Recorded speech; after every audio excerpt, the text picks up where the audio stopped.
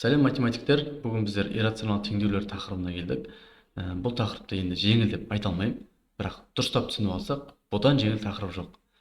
Кеттік. Бірінші мысал, x плюс 6-ны жазып қояйын. Мына түбір астындағы x минус 2-ні мұнда көбейту қылып жіберейін пропорция арқылы. Сонда екеуін бір түбірге алып жазсақ болады. 3x плюс 2 сосын x минус 2 деп. Енді түбірден құтылу үшін екі жағын квадраттаймыз. Сонда мынаны квадраттау керек. X квадрат x квадрат плюс 2 еселенген x көбейту 6. Сонда бұл 12x болады. Қосылған 6-ның квадраты 36. 3x пен x көбейтеміз. 3x квадрат болады. 3x пен минус 2-ні көбейтсек, минус 6x болады. Плюс 2 мен x көбейтсек, 2x болады. Ан екеуі минус 4 болады. Енді мына 3x квадратты теңдіктің сол жағын өткіземіз. Ол минус 3x болады. X квадратпен ол минус 2x квадрат болады. Мынау минус 6x, минус 4x болады. Мына жақта ол бері қарай өтсе, плюс болады. Сонда ол 16x болады. Мынау минус 4 бері қарай плюс 4 болып 40 болып келеді. Тең болады 0 дейік. Енді мынаны кішкене азайту үшін 2-ге бөлейік. 2-ге бөлгенде де минус 2-ге бөлейік. Минус 2-ге бөлсек, мынау плюс x квадрат болады. Мынау минус 8x болады. Мынау минус 20 болады. Тең болады 0. Енді x1 мен x2-ні қоссақ, бізге 8 болу керек. x1 мен x2-ні көбейтсек, ол 20 болу керек. Бұл дегеніміз 10 мен 2 қоя, минус 2. x1-іміз 10 болады, x2-іміз минус 2 болады. 10 мен минус 2-ні қоссақ 8 болады. Ойбай, минус 20. 10 мен минус 2-ні көбейтсек, минус 20 болады. Енді мына екі жауап шықты бір, екеуінің қайсысын аламыз деген қазір сұрақ туындайды. Ол үшін мына интеграл деп болған. Иррационал теңдеуді, яғни түбірді үлкен немесе тең 0-ге деп аламыз. Сонымен түбірден құтылу үшін екі жағын квадраттаймыз. Сонда біз бірден x минус 2 үлкен немесе тең 0 деп алуға болады. X үлкен немесе тең 2-ден. Екінші, түбір астындағы 3x плюс 2 үлкен немесе тең 0-ден. Екі жағын квадраттаймыз, сонда түбірлер жойылады. Енді біз алдағы уақытта анықтау болсын тапсақ, бірден түбірін салмай, ішіндегісін үлкен немесе тең 0-ден деп жазамыз. Осыны сіздерге бір көрсетіп жіберіп жатқаным. Мынау минус 2 болады. X үлкен немесе тең минус 2 бөлінген 3 болады. Мынау енді 2-ні 3-ке бөлсек, примерно бірден кіші сандар ғой. Енді мынаны интервалдар әдісіне салайық. Екеуін жақсы бөлек-бөлек салайын. Мұнда 2 дейді. 2 мына жерде де ойлайық. Шамамен x үлкенмін деп тұр. Демек, стрелка жағына қарай қоямыз. Ал мына жерде примерно ол мына жерде минус 3-тен 2. Ол да x үлкенмін деп тұр. Оң жағын қоямыз. Сонда біз 2 рет боялған жер, мына 2-ден жоғары санды ғана алады екенбіз.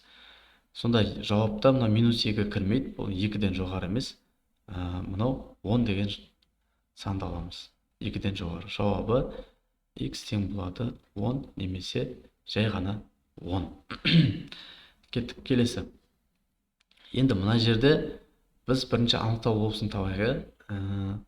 Түбірден анықтау болысын тапсақ, біз түбірден без теңдіктің мына жағында осындай бір өрнек берілсе, функция берілсе, онда осыдан таба салсақ негізі жеткілікті.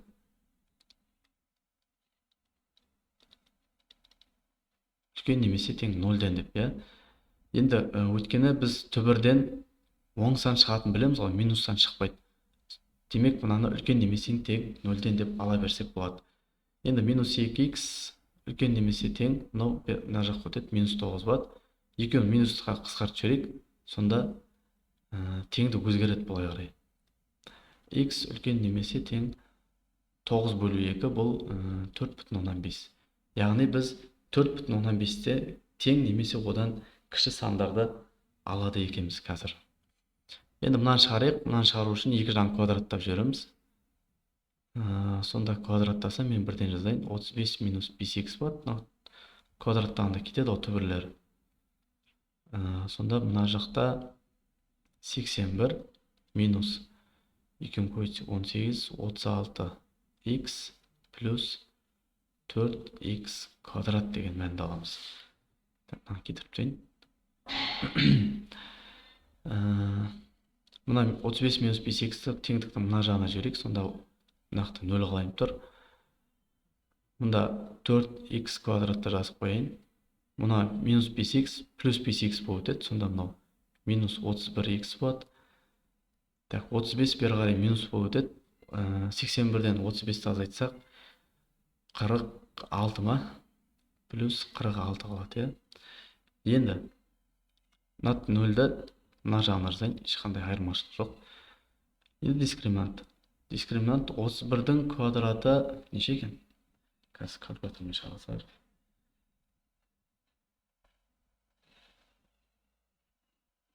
31-дің квадраты 961 минус 4 көбейту 46 тең болады қазір. 16 көбейту 46 осыдан азайтамыз. 225. 225 деген сол 15-тің түбірі.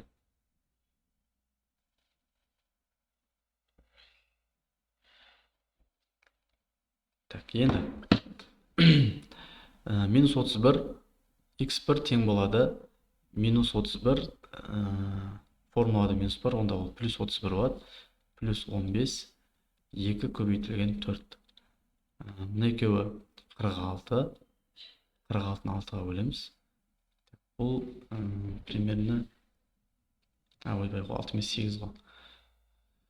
46-ны 8 бөлсек бұл 5 бүтін қанша?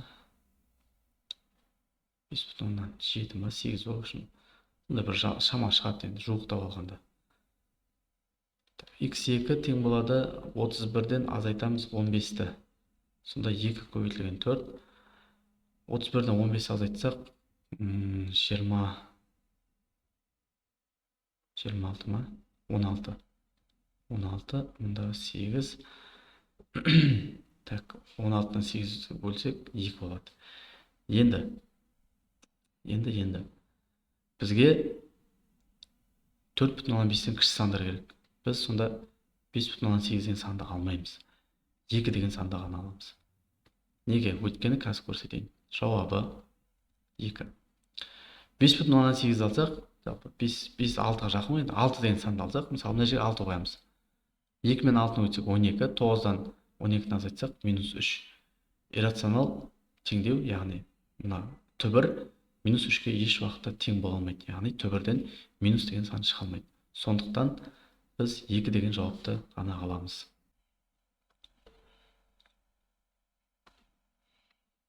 Так, енді келесі үшінші есеп. Бұны бірден анықтау болсын таба салайық. Үлкен немесе тең 0-ден. Минус 2x үлкен немесе тең 1-ден.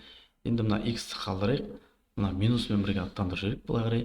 Онда ол теңдік ауысады. Минус өзгерсе, сонда 1 бөлінген 2 немесе 0,5. Қазір көреміз оны.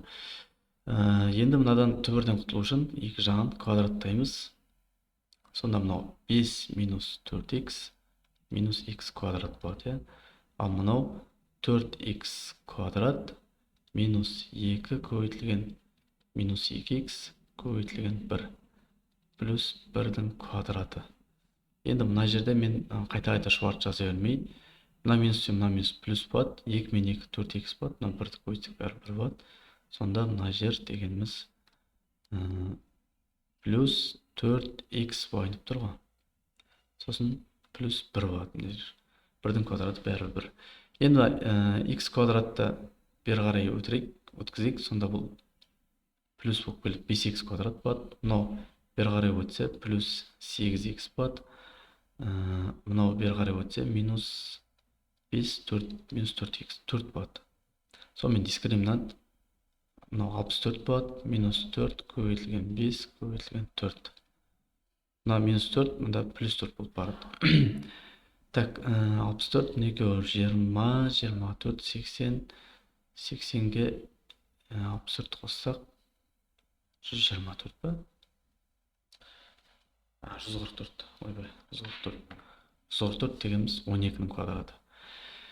Сонымен x1 тең болады минус 8 плюс 12, 2 көбейтілген 5 болады. Мына минус 8 бен 12 4 болады, астында 10. Бұл екеуін қысқартсақ 5-тен 2. Екінші минус 8 минус 12, мұнда 2 көбейтілген 5. Сонда бұл минус 20 минус 2 болады. Енді біз жауапқа қайсысын аламыз? Минус 2-ден 1-ден кіші сандарды алуымыз керек. Минус 2-ден 1-ден кіші сандар ол минус 2 болады, я? Сонда тек қана жауабы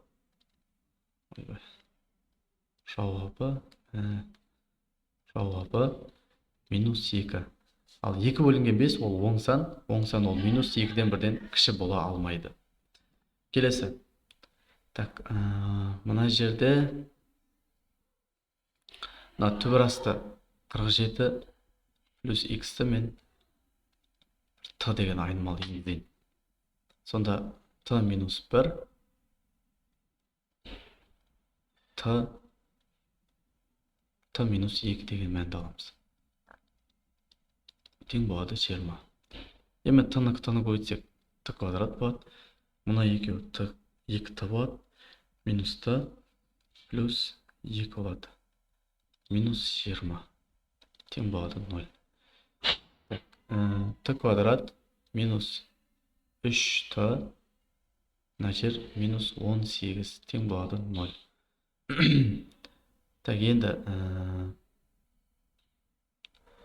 t1 дегеніміз жоқ, t1 мен t2-нің қосындысы 3 болады.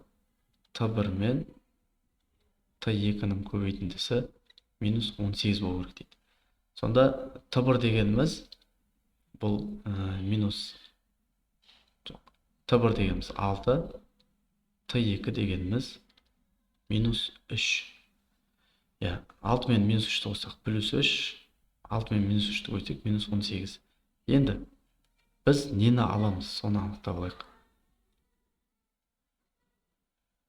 Жоқ, мына жерге орнына қояйын.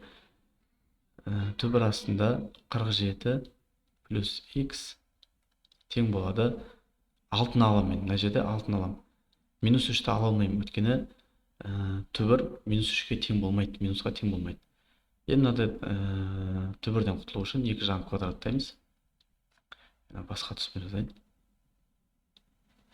Сонда 47 плюс x тең болады 36. X тең болады 36-ны 36-тан 47 азайтсақ минус 11 ма? Минус 11. Онда жауабы x тең болады минус 11 деген мәнді аламыз. Енді жерге минус 11 қойсақ, шынымен де теңдік орындалайын деп тұр. Келесі. Так. Қалай істеймін? Мен мынаны мына жаққа өткізейін. Түбір астында x квадрат плюс 20 22 минус x квадрат. Мен былай істеген жақсы сияқты деп ойлап тұрмын. X квадратты мен t деп алайын. Сол кезде түбір астында t плюс 20 22 минус t. Өткен қазір квадраттаған кезде мынау қазір 4 дәреже болып кетеді, сондықтан бізге ыңғайсыз болады. Мына түбірден құтыламыз. Осылай. Мынау 22-нің квадраты. Так, 22-нің квадраты неше екен? 484 минус 44 t плюс t квадрат. Енді мына t плюс 20-ның теңдіктің мына жағын өткізейін. Онда біз бірінші t квадрат жазамыз. Екінші t-ны бері қарай өтсек минус болады. Минус 45 t болады. 20 бері қарай өтсек ол минус 400. Жоқ. Плюс болып береді екен. Плюс минус 20 464 болады. Тең болады 0. Енді дискриминант 45-тің квадраты минус 4 көбейтілген 464. Так, 45-тің квадраты 2025 минус 4 пен 6 464 көбейтсек 1856. Ол тең болады 169. 169-дан түбірден 13 шығады қазір. X1 тең болады 45 қосылған 13 бөлінген 2. Так, бөлінген 2. 45 пен 13-ті қоссақ 58. 58-ді 2-ге бөлсек так, 2 26. 26. X2 тең болады 45-тен азайтамыз 13-ті бөлінген 2. 45 пен 13-ті азайтсақ 32. 32-ні 2-ге бөлсек 18 ба? Тұршан ба жоқ? Өзім сенбедім. 28 бөлсек. 29 дейді. 45-тен азайтамыз 13-ті. 16. Мен что-то қойды жөн селген. 16. Енді мен 29-ды алмаймын. Өйткені x-ің орнына t-ның орнына қойсам, одан қазір шықпай қалады түбір, иә? Мен 16-ны алайын. Сонда x тең болады плюс минус 4. Иә. Енді жауабы біз осы плюс минус 4 деген жауапты ғана аламыз. 29 алмаймыз, өйткені 29-дан түбір шықпайды. Так, кеттік. Келесі есеп. Мынау да сол. Жаңа айнымал енгізейік. 2x плюс 1 бұл t-ға тең деп. Сонымен t қосылған 4 бөлінген t тең болады. Тең болады 4. Енді ортақ бөлімі t деп ойлайық. Мұнда t-дан келеді, мұнда 1-ден келеді. T мен t квадрат болады. Қосылған 4 тең болады 4. Енді t мен 4-ті көбейтіп бір-біріне. Сонда t квадрат қосылған 4 тең болады 4t болады. Енді t квадрат минус 4t плюс 4 тең болады 0.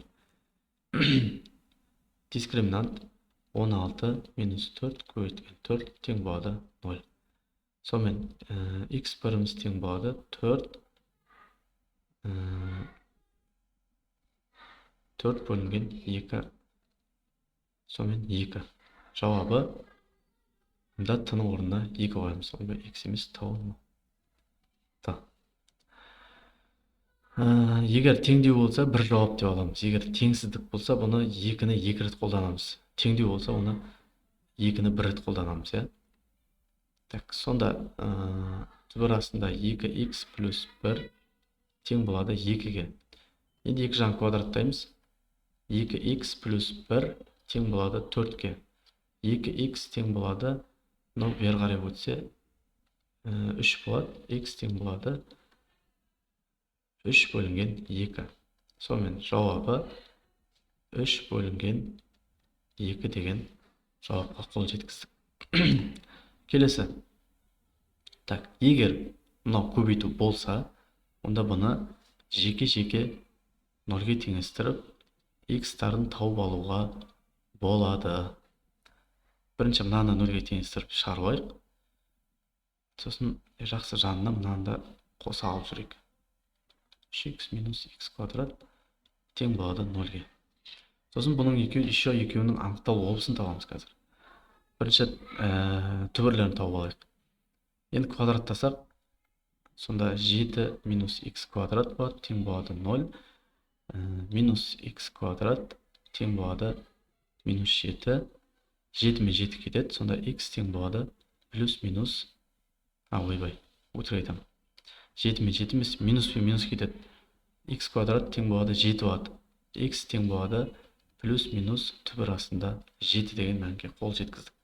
Енді мына жерде бұл дегеніміз 10 минус 3x минус x квадрат тең болады 0 деген. Енді бұны былай жазсақ, минус x квадрат минус 3x плюс 10 деген сөз қылмау. Сонымен дискриминант 9 минус 4 көбейтілген минус 1, онда ол плюс 1 болады, көбейтілген 10.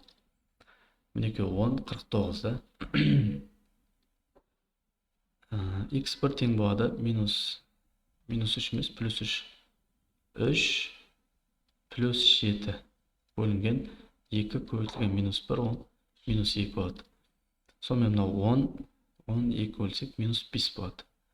x2 тең болады 3 минус 7 минус 2, сонымен мінеке 4 минус 4 болады. Ойбай.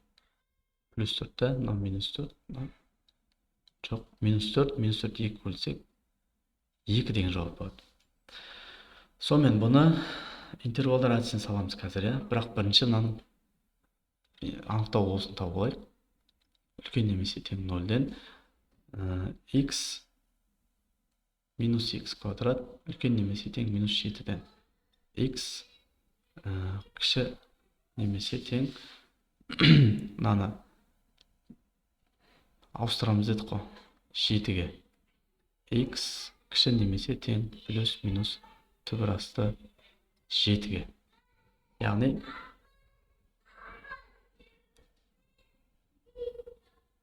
жоқ, негізі бұны бар ғой. Бұны.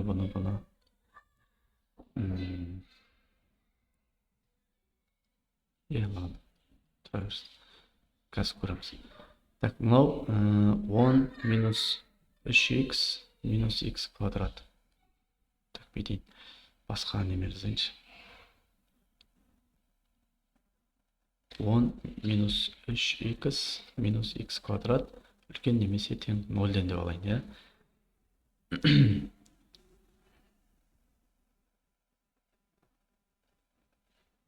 бұл қайттан сол сан шығады ғой, мен біздер репетейік. Екеуін до конца шығармай қояйық. Бәрі мына 2 түбір шығады екеуінен де. Біз оны бетейік лучше. Так, түбір асты 7 дегеніміз, түбір асты 7-ден мәнде шығады жазқаршы. 2,7 деген мәнде шығады екен. Мына жерде 2,7 болсын. Мына жерде минус 2,7 деген мән болсын.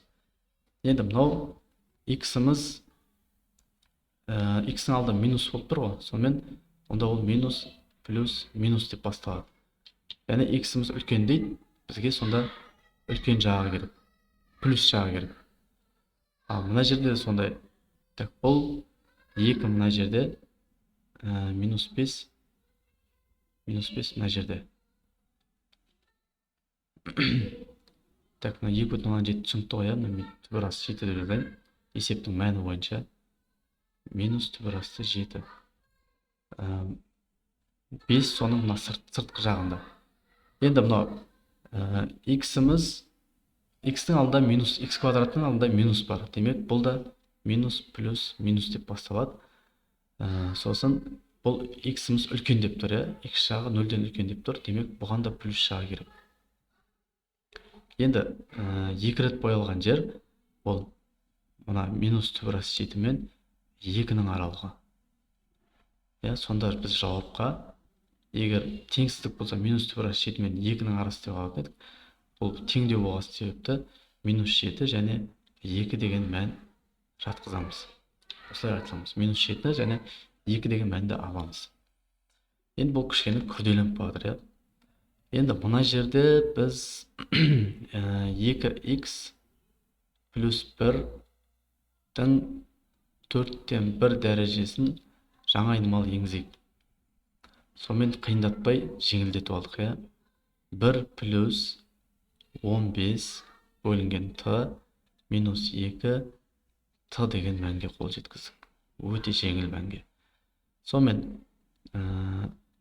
ортақ бөлімі т, мұнда т-дан келеді, мұнда 1-ден келеді, мұнда т-дан келеді.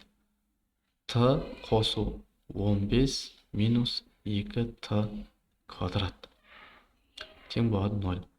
Енді т-мен міне екеуін көбейтеміз. Сол кезде бұл жойылып кетеді. Сонда үстінде мына минус 2 т квадрат қалады, плюс т қалады, плюс 15 қалады, тең болады 0. Енді дискриминантпен таба салайыншы. 1-дің квадраты минус 4 көбейтілген минус 2, онында плюс болып барады, көбейтілген 15. Мына екеуі 30, 30-ға 4 төгсең 120, 121. Т1 тең болады минус 1 плюс 11, 2 көбейтілген минус 2. Так, мынау 10 бөлінген минус 4, сонда бұл минус 2-ден 5 деген мәнді аламыз. Енді т2 тең болады минус 1 минус 11, 2 көбейтілген минус 2. Мына жақша қалайық. Тең болады минус 1 мен минус 11 минус 12-ні береді. Минус 12-ні минус 4-ке бөлсек 3 деген мәнді береді. Сонда бұның біздер минусын алмаймыз, плюсын аламыз. 3 деген мәнді. 2х плюс 1 минус 1 бөлінген 4. Неге мен плюсті алдым? Неге 3-ті алдым? Өйткені мына 1 бөлінген 4-тің өзі ол түбір. Ол мынадай түбір ғой еще. Мұнда 4 бар алдында. Осындай түбір. Сондықтан түбірдің алды түбір ол минус таңбаға тең бола алмайды. Сол үшін енді екі жағын 4 дәрежеге теңестіреміз. Сонда 2х плюс 1 тең болады 3-тің 4 дәрежесі. 2х плюс 1 тең болады 3-тің 4 дәрежесі 81.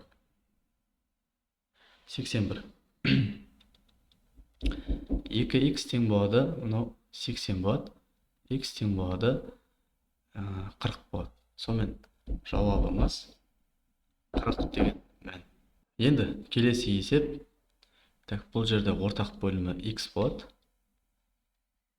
1 плюс түбір астында 2х плюс 1. Мұнда х-тан келеді. Сонда бұл бір ортақ бөлімі жаза берейін. Минус х деп жаза берейін. Тең болады 0. Енді 0х-ті 0-ға көбейтіп жіберейік. Сонымен бұл кетеді.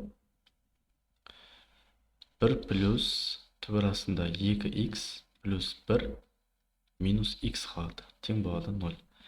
Енді мына жаққа түбір астында 2х плюс 1-ді алып қалайық та, қалғандарын теңдіктің оң жағына жіберейік. Сонда х минус 1 болады. Енді мына жерде екі жағын квадраттап жіберейік. Сол кезде 2х плюс 1 болады. Мынау бұны квадраттасақ х квадрат минус 2х плюс 1 деген мәнді аламыз. Х квадрат, мына 2х-ті бер қарай өткізсек минус 2х болады. Сонда бұл минус 4х болады. Мынау бер қарай өткізсек бұны минус 1 жойылып кетеді. Сонда тең болады 0 болады. Енді мына жерден х жақсының сыртына шығарып жіберейік. Сонда бұл х минус 4 деген мәнді аламыз. Тең болады 0. Х тең болады 0. Бірінші жақшаның сыртында х-ті 0-ге теңестіреміз. Х тең болады 0. Жақшаның ішінде х-ті 0-ге теңестіреміз. Сонда х тең болады 4 деген мәнді аламыз. Енді біз мына екеуінің қайсысын аламыз қазір? Ол үшін Ол үшін мынаны анықтау болсын керек. X минус 1-дің үлкен немесе тең 0-ге. Неге x минус 1? Өйткені мына жерде біз мана квадраттап жібердік қой. Негізі ол x минус 1 деген мән еді. Осыны 0-ге теңестіреміз. Сонда x үлкен немесе тең минус 1 мына жаққа өтсе 1 болады.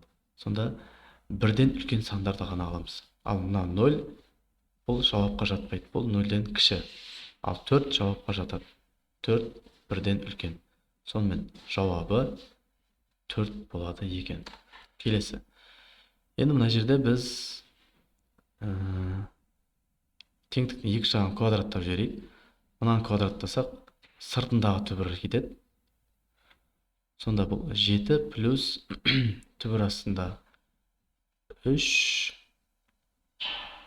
негізді x квадрат бөлінген қосылған 7 тең болады 9. Енді мына 7-ні теңдіктің мына жағына өткізсек, қазір 3 негізді x квадрат плюс 7 бұл 2 болады, я? Енді бұны 3 дәрежеге шығарамыз. Сонда мына түбірден құтыламыз. 3 дәрежеге шығарсақ, x квадрат плюс 7 болады.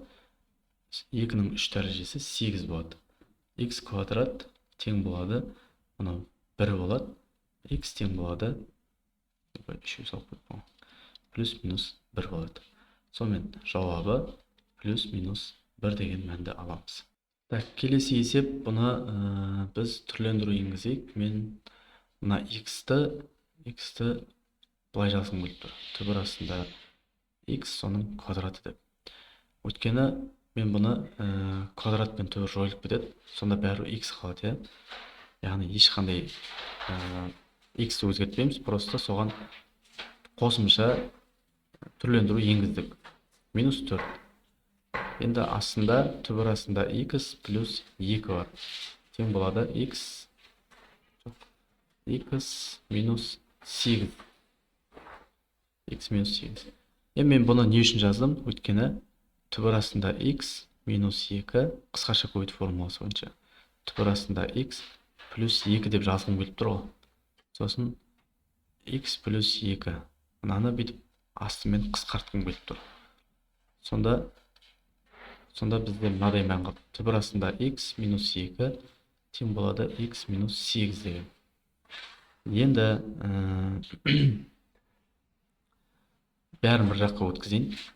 Өткізбес бұрын мен x-ті мен т-ға теңестірейін. Жоқ, түбір астында x-ті мен т-ға теңестірейін. Түбір астында x т-ға теңестірейін. Енді осы жерден x тапсақ, екі жағын квадраттаймыз. X-іміз т квадратқа тең. Сонда мына жерде түбір астында x-ті мен т дедім. Минус 2, x-ті мен т квадрат дедім. Минус 8. Сонда дұрыстап жатсақ, мынау т квадрат, т-ны бері қарай өткіземіз, минус т болады. Мына минус 2 бері қарай өтсе, плюс 2 болады. Сонда мына минус 6 болады. Тең болады 0. Енді осы жерден т1 мен т2-ні тапсақ. Так, басқа ручкамен жазайыншы. т1 мен т2-ні қоссақ, онда бұл 1 шығады. т1 мен т2-ні көбейтсек, онда бұл минус 6 шығады. Сонда бұл жерде т1-іміз минус, жоқ, минус емес, плюс 3, т2-іміз минус 2 деген мән. Өйткені 1 мен минус 2-ні қоссақ 1, 2-ні көбейтсек минус 6. Сонымен біз жауапқа мында түбір астында x ол тең болады 3 дейміз. Минус 2-ні алмаймыз, өйткені түбірден минус шығу мүмкін емес. X тең болады 9. Сонымен есептің жауап шықты. Жауабы 9 деген мән. Келесі. Так, бұның анықтау болса x плюс 5 тең емес 0-ге. X тең емес минус 5-ге. Яғни минус 5 деген жауап шықты. Бұны автоматым түрде алмауымыз керек. Енді мына үстіндегі түбір астындағы x плюс 5 x минус 3 тең болады 0. екі жағын квадраттап түбірді жоқ қыламыз. Сонда x плюс 5 x минус 3 деген мәнді аламыз. Енді егер осында екі жақша арасы көбейту болып, ол нөлге тең болса, оны жеке-жеке нөлге теңестіреміз. Мынаны мен басқаша түспен жазайын. Так, біреуін қара түспен жазайын. X плюс 5 тең болады 0-ге, x тең болады минус 5-ге. Енді екіншісін қызыл түспен жазайын.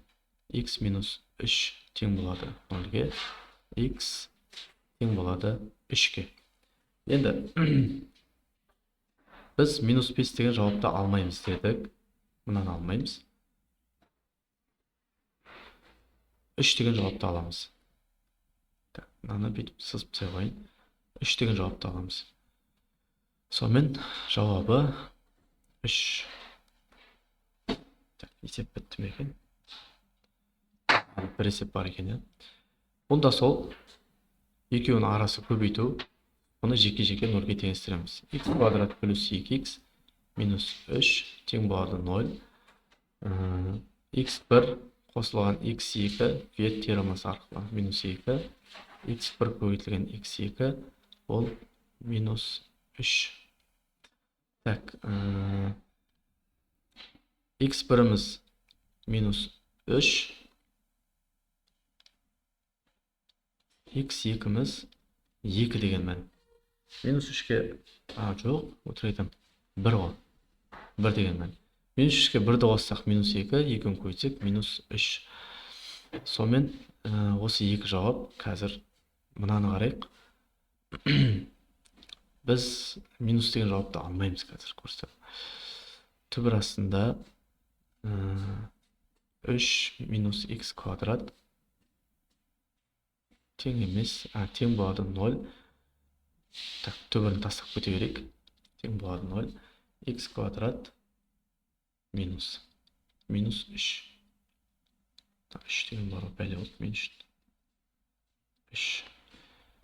Минустарын тастап кетеміз, сонда x квадрат тең болады 3, x тең болады плюс минус түбір астында 3.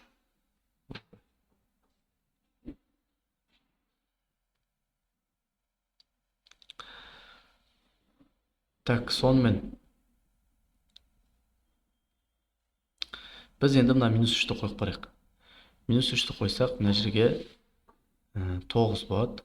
Мынаны минус 3 қойсақ, минус 6 болады, минус 3.